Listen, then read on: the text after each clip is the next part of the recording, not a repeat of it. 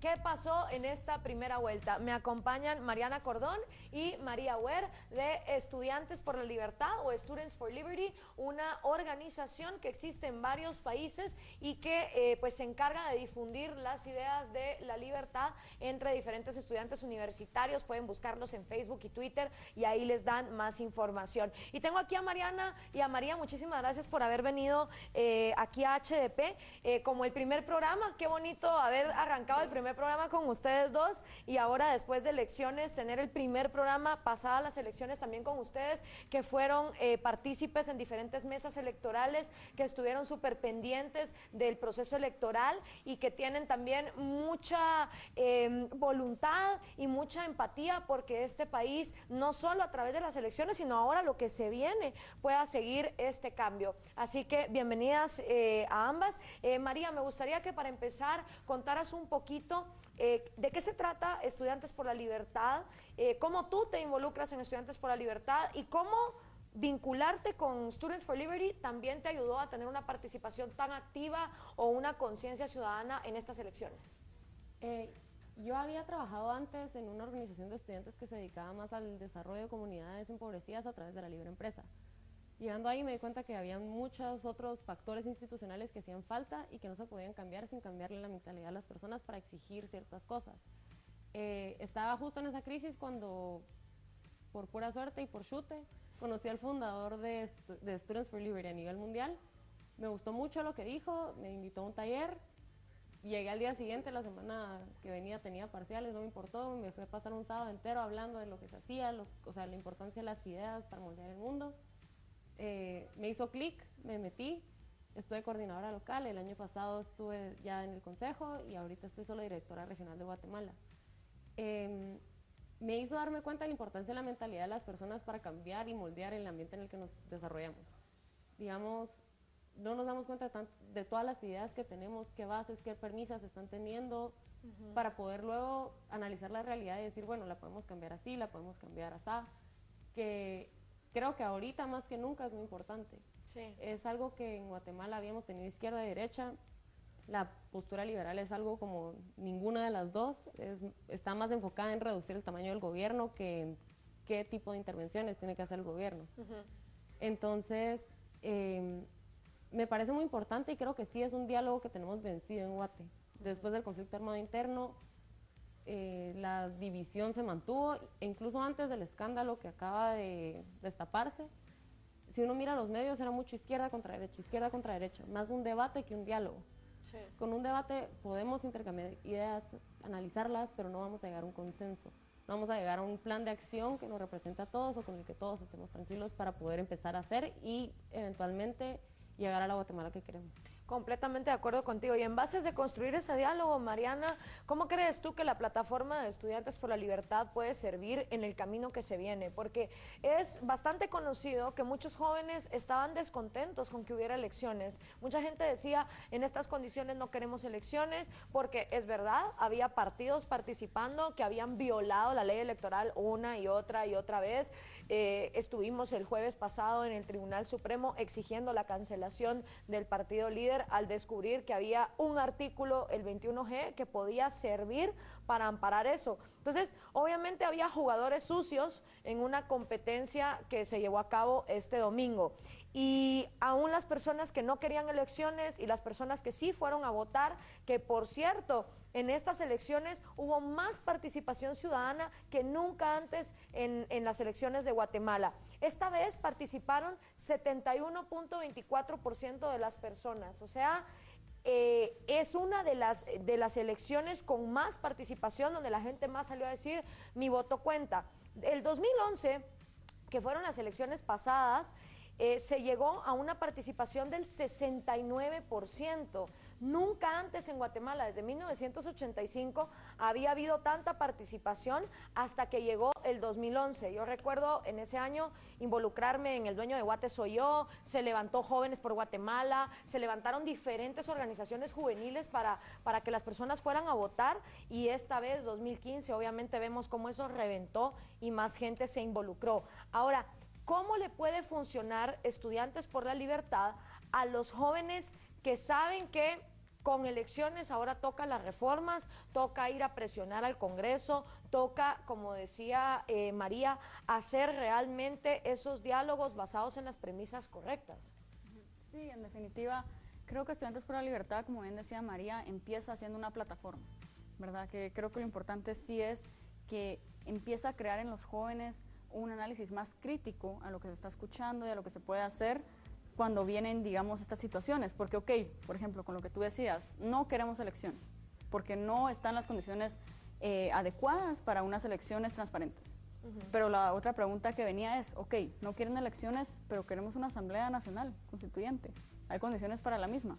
Entonces ahí es donde vemos también un debate más profundo. Ya no es solo no queremos por tal razón, sino que empezamos también a ser un poco más pragmáticos y podemos darnos cuenta, entonces, y podemos discutir más allá, digamos, de como podría ser una premisa de no están, digamos, las situaciones adecuadas, sino cómo podemos entonces ponerlas, cómo podemos entonces tratar de fomentarlas, cómo podemos entonces tratar de cambiar el sistema, porque si algo sí ha quedado en consenso, sin importar si es, como tú decías, de izquierda o de derecha, es que el sistema es el que debe cambiar. Así de es. cierta manera. Entonces no es una cuestión, y creo que eso es algo muy importante y que hemos avanzado en muchos sentidos, ¿verdad? Ya no es solo izquierda o derecha, sino que sin importar cuál sea tu ideología, sin importar cómo creas tú que se puede solucionar una u otra problemática social, el punto es, todos estamos en contra de la corrupción. Y creo que con tomar los puntos clave en cuenta es más fácil, y se ha dado cuenta, digamos, no solo Estudiantes por la Libertad, sino otras organizaciones estudiantiles, que se puede trabajar en conjunto. Y entonces somos más, y al ser más tenemos una mayor presión y una mayor capacidad también de poder proyectar estas premisas también y estos ideales, de cierta manera. Acá tal vez lo que sería importante decir es, Estudiantes por la Libertad no promueve ninguna reforma. Nosotros no vamos a decir, este proyecto de ley va de acuerdo con lo que nosotros creemos, este partido va de acuerdo con lo que nosotros creemos. Nosotros somos puramente una organización de ideas. Y es algo que estamos hablando con Mariana, o sea, nosotros siempre estamos hablando de ideas, de las premisas, del análisis de cada ley, o sea, puedes tener un análisis con premisas de izquierda, con derecha, liberales, pero lo importante es tener esas herramientas. Antes lo hablábamos y a la gente no le importaba, era muy difícil que las personas dijeran, ah, bueno, hablemos de política. Ahorita la gente está interesada. Entonces es donde nosotros podemos entrar, presentar nuestra postura para que ya las personas que vayan a ser los agentes de cambio en ciertas reformas, en ciertas nuevas leyes o partidos, lo que quieran hacer, puedan considerarlas si las quieren tomar, si quieren tomar solo algunas, o si simplemente quieren reconocer que existen pero no compartirlas. Una de las cosas que se discute en Estudiantes por la Libertad es la manera en que le pagamos los salarios a los funcionarios públicos. En Guatemala son muchos los diferentes rubros donde el sueldo está asegurado. O sea, no importa si vos sos un buen o mal funcionario, tú tenés un sueldo garantizado. No es un sueldo basado en resultados, no es un sueldo basado en el mérito. Entonces, lo que para pasando es que si dos maestros o dos profesores, uno sí hace su trabajo y el otro no lo hace, no importa, los dos ganan el mismo sueldo. Igual los doctores, las enfermeras, es decir, en el estado de Guatemala no estamos premiando a los funcionarios que sí hacen su trabajo versus los que no los hacen. Y cualquiera que lee un pacto colectivo se da cuenta que por antigüedad te dan más dinero. Entonces tú puedes estar 20 años dentro del sistema de salud o del sistema de educación sin hacer tu trabajo, pero como llevas tantos años vas a ganar más que el patojo que acaba de entrar, que tal vez sí se faja el lomo por sacar a sus estudiantes adelante o atender bien a sus pacientes. Entonces, una de las cosas que ustedes discuten es, por ejemplo, sueldos por mérito, sueldos en base a resultados. Ustedes también discuten los servicios públicos, cómo hacer para que la persona que es receptora de esos servicios se beneficie. Y me gustaría que aquí ampliáramos un poco, tal vez María, tú nos cuentas la solución o las ideas que ustedes tienen en el sistema de salud y sistema de educación, las cosas que se discuten, porque el gran riesgo que tenemos ahorita es que los jóvenes están súper inspirados, pero esta ola puede caer, y puede caer bien duro, donde ya todo el mundo diga, bueno, como que fuera el mundial, ¿va? Pasaron las elecciones, pasó de moda la política, yo ya me retiro a mi casa, ya que me importa. Y si volvemos a hacer eso, volvemos a dejar a los políticos abandonados y nos vuelven a robar. Entonces, es interesante que ustedes expongan el tipo de ideas que se discuten, sobre todo respecto a esas dos cosas que tienen a todo el mundo enojado en este país, que por la corrupción no haya una buena salud y una buena educación. Sí, hay que analizar varias cosas. Digamos, desde la postura liberal purista o libertaria purista, se analiza, bueno, ¿por qué es que el gobierno tiene que proveer la salud pública? O sea, ¿por qué tiene que ser algo público? ¿Por qué no podemos tener, digamos, en cada uno de los, o sea, ya sea caserío, sea aldea, sea ciudad, que la salud sea privada? O sea, ¿por qué no nos damos cuenta que las personas no quieren ir al IX, quieren ir a un hospital privado? No quieren ir al San Juan de Dios, quieren ir a una clínica. Porque simplemente el proceso y los incentivos que estabas explicando en el gobierno, que no necesariamente son propios de un gobierno corrupto, sino muchas veces de un sistema público en sí, o sea, la falta de incentivos de realmente proveer un buen servicio, no los tiene en muchos aspectos el sistema de salud pública por el simple hecho de ser públicos. Entonces se hace la propuesta de, bueno, ¿por qué no podemos tener un sistema de salud privado? Si es lo que la gente ya está pagando, es cierto que muchas personas no lo pueden pagar, hay que ser pragmáticos en ese aspecto, creo yo, a la hora de pasar del mundo de las ideas a la práctica, y encontrar algún tipo de sistema híbrido, algún tipo de proceso para privatizar el sistema de salud, que sea paulatino, que vaya incluyendo más personas. Pero la postura libertaria pura y dura, digamos, se basa en eso, porque vamos a tener que pagarle impuestos al gobierno para que durante todo el proceso, igualmente burocrático, aunque sea muy eficiente, se van a desperdiciar recursos en papeleo, en sellos, en salarios, que no van a ser de doctores. No. Igual pues, y algo muy interesante es, se cree que la iniciativa privada va a ser una empresa con fines de lucro. Puede ser que sí, pero igual para las personas que no tienen acceso a salud, puede ser una organización sin fines de lucro que decida proveer salud a esas personas. Igual es iniciativa privada. Claro, o sea, lo importante es no venir y oír la palabra privatización y entonces salir con antorchas, no, te voy a quemar. O sea, ya no podemos hacer eso si realmente queremos debate en este país. Nos vamos a tener que sentar, a ver, tú das tu punto, a ver, yo doy el mío. E ir ahí construyendo como nación, porque antes era como un discurso como el tuyo, te vas a parar en la plaza central y apareces quemada, ¿me entendés? Ahora, obviamente vivimos en un país que tiene un montón de retos y a veces la gente dice, no, es que no podemos privatizar de golpe, entonces hablemos del sistema de pensiones individuales o hablemos en educación del sistema de vouchers. Mariana, yo estuve el año pasado en una escuelita en una de las aldeas más recondidas de Petén, que se llama La Cobanerita, y ahí fuimos a la escuela pública y me decía el señor, el director de la escuela, mire, fíjese usted que para tener pupitres o para tener computadoras o cualquier cosa que yo necesite, tengo que mandar una carta a la capital previo a que empiece el año, adivinando cuántos estudiantes se me van a inscribir para que entonces desde la capital me manden las cosas. ¿Qué es lo que pasa? Que nunca paran mandando nada y las escuelas están abandonadas porque no tenemos el poder focalizado ni localizado, sino todo es que la capital resuelva. Contanos un poquito qué se discute en cuanto a la educación en las actividades de Estudiantes por la Libertad. Sí, en definitiva, solo quisiera agregar algo. Incluso adentro de Estudiantes por la Libertad hay discusión con respecto a lo que se termina haciendo, y es por lo mismo, porque aunque tenemos ciertos principios muy definidos que compartimos, como el respeto a la propiedad, a la libertad y al individuo, incluso hasta para eso podemos encontrar distintas vías de llegar a proteger los mismos. Entonces, bueno, con este punto, pues creo que, y ahí sí podría ser una solución muy pragmática, que no tiene que ser explícitamente a veces de izquierda o derecha de cierta manera, descentralización. ¿Qué es más sencillo? Y lo podemos poner en términos bien sencillos.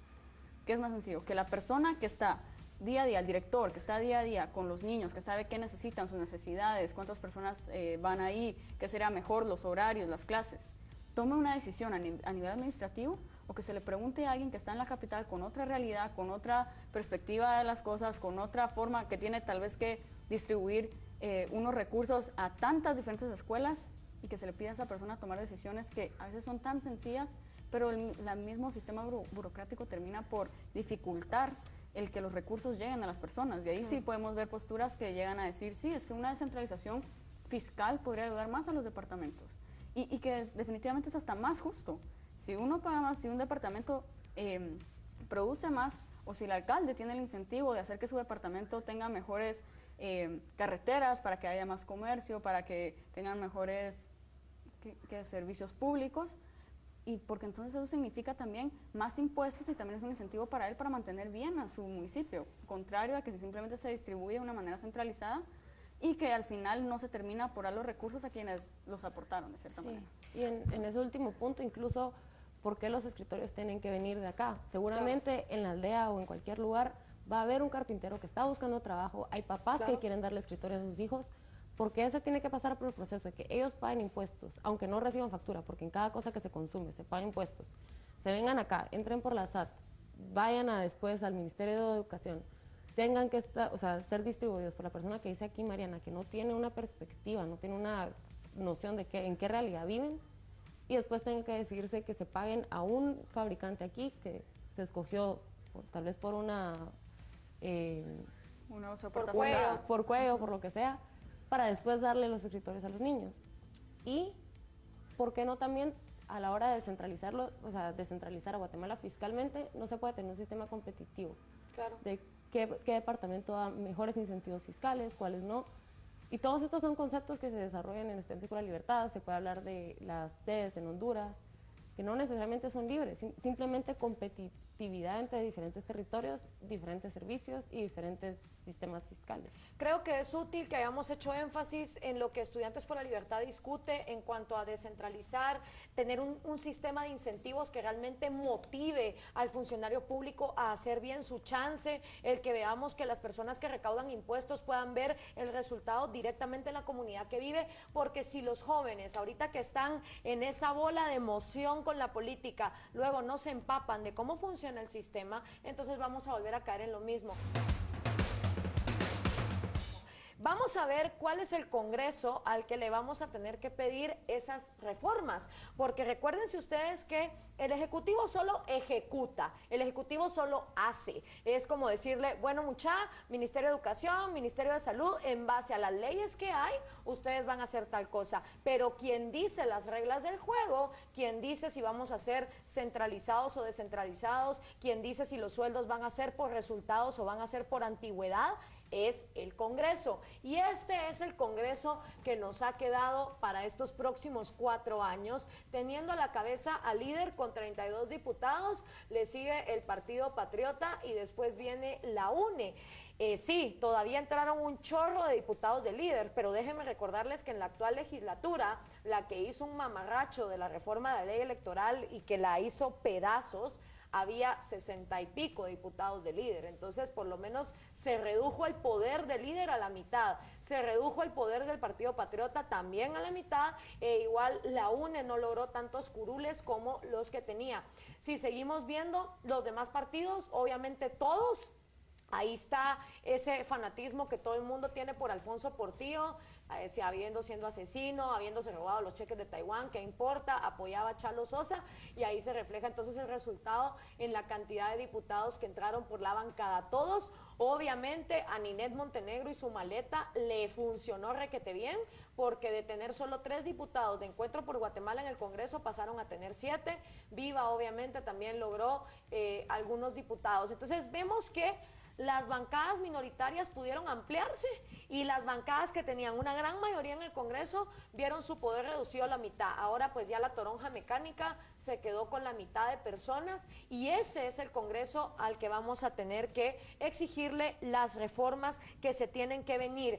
¿Cuáles deberían de ser los pasos a tomar por los jóvenes que ahorita están como, bueno, ya pasaron las elecciones, estoy consciente que necesita hacer reformas, ¿qué hago? ¿Dónde me meto? ¿Dónde es útil un joven ahorita que quiere seguirse empapando?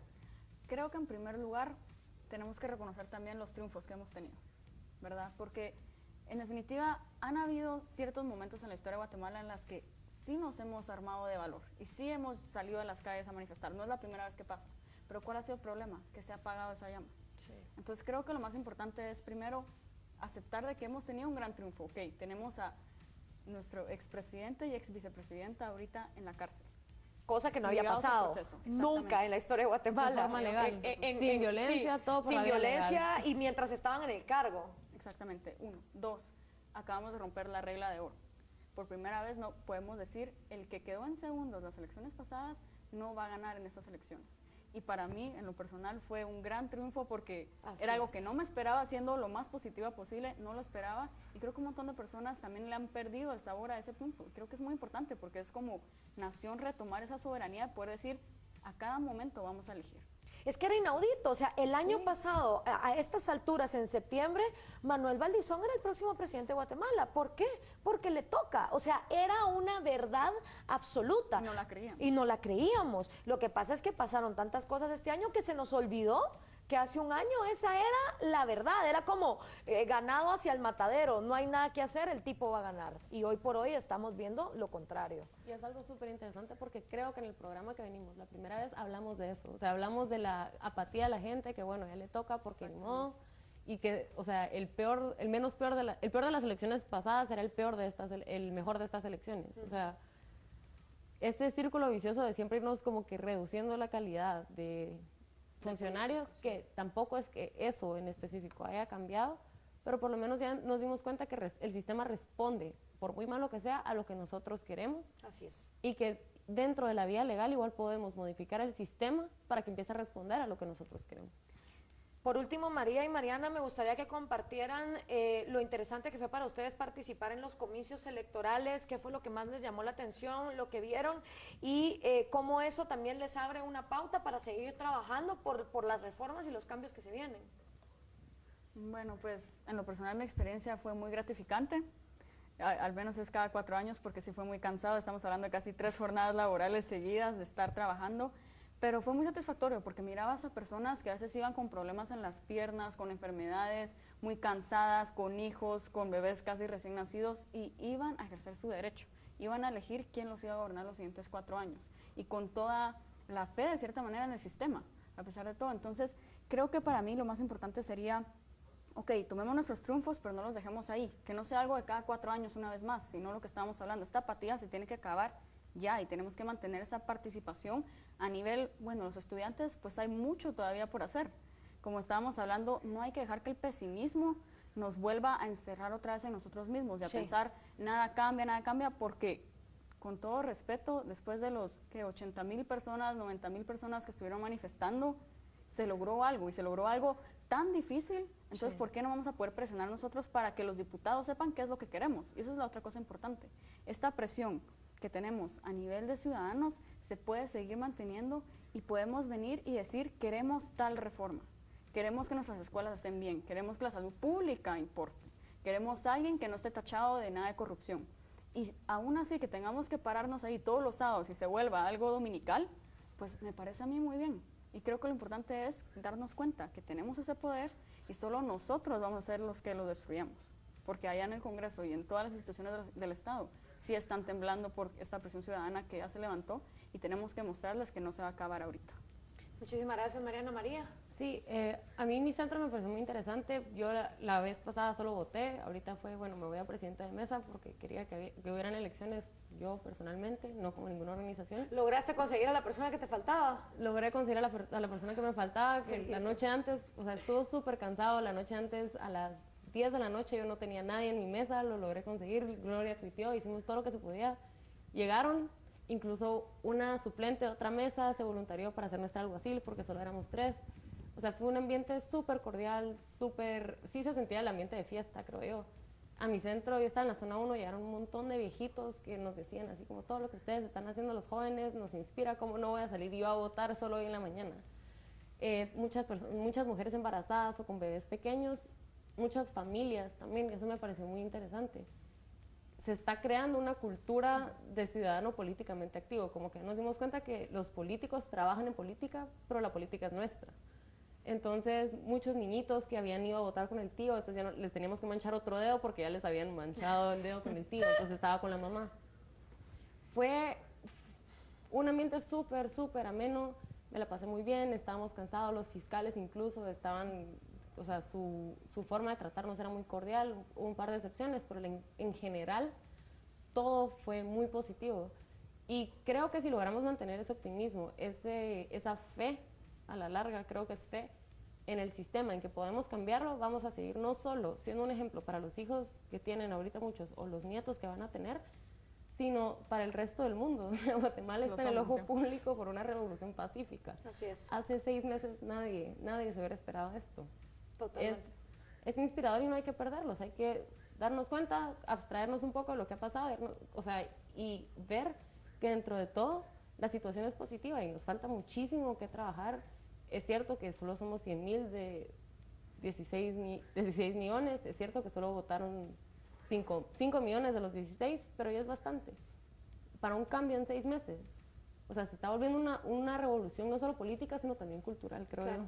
Y es que son las revoluciones culturales las que llevan a los cambios políticos, porque cuando una sociedad despierta, cuando una sociedad se empodera, cuando una sociedad dice, sí, o sea, si yo en mi trabajo me pagan si soy bueno y me despiden si soy malo, ¿por qué los funcionarios públicos no los podemos medir con la misma vara? O sea, cuando empezamos a aplicar la lógica que en nuestra vida personal hace sentido a la política, entonces nos damos cuenta que la política tampoco es este súper tema del otro mundo re difícil de entender. No, si usted en su casa no gasta más de lo que le ingresa, tampoco espere que el Estado tenga que endeudarse para gastar más de lo que le ingresa con impuestos. Si usted en su casa tiene un empleo donde si usted no llega a trabajar lo despiden, pues también exija que sus políticos, si no llegan a trabajar o si hacen mal su trabajo o si roban de su trabajo, sean despedidos. Mariana, María, muchísimas gracias por haber estado con nosotros aquí. Me gustaría que por favor solo le digan las redes sociales de Estudiantes por la Libertad a los jóvenes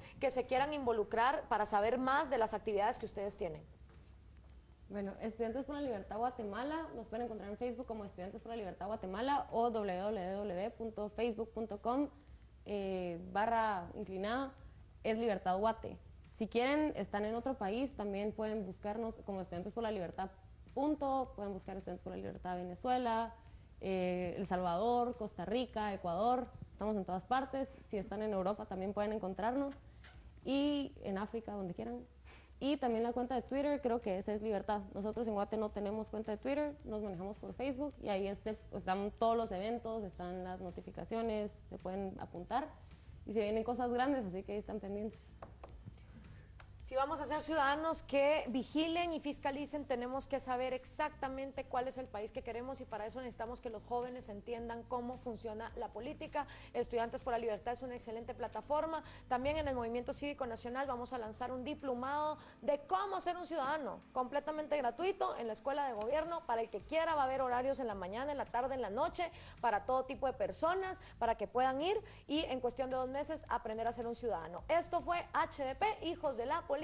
Gracias Mariana, gracias María por haber estado con nosotros. Hasta la próxima, sigan con la buena programación de Azteca Guate.